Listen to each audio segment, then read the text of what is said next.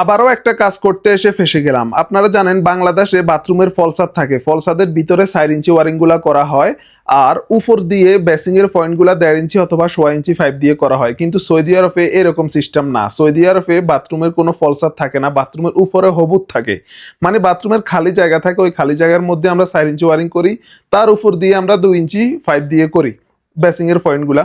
তো এই বাথরুমের মধ্যে কোনো হবুত নাই, মানে বাথরুমের মধ্যে কোনো খালি জায়গা নাই যেখানে আমরা 4 ইঞ্চি ওয়ারিং করব, যার কারণে ওয়েস্ট ওয়াটারের পাইপটা আমি একদম দেওয়ালের সাথে দিছি, কারণ এদিকে বেশি আনতে গেলে এখানে লেভেল রাখতে গেলে 4 ইঞ্চি পাইপে অনেক উপরে উঠে যাবে।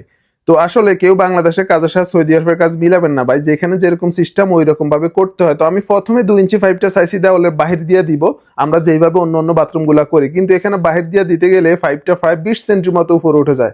পরে আমি বুদ্ধি করে পাইপটা দেওয়ালের ভিতর দিয়ে দিছি।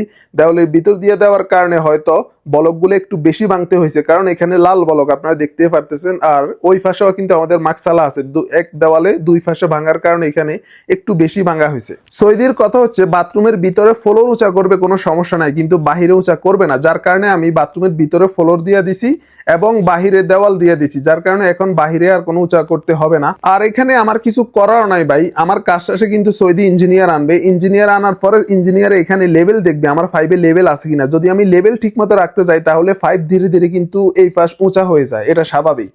আর অনেকে বলে আমাদের কাজে নাকি ইঞ্জিনিয়ার নাই, ইঞ্জিনিয়ারে আসার পর ইঞ্জিনিয়ার কি বলে কাজগুলা দেখে আমি আপনাদেরকে ওই ভিডিওটাও দেবো, আপনারা অবশ্যই পেজে ফলো দিয়ে পাশে থাকবেন। আর আমার কাজটা কেমন হয়েছে অবশ্যই কমেন্টে জানাবেন।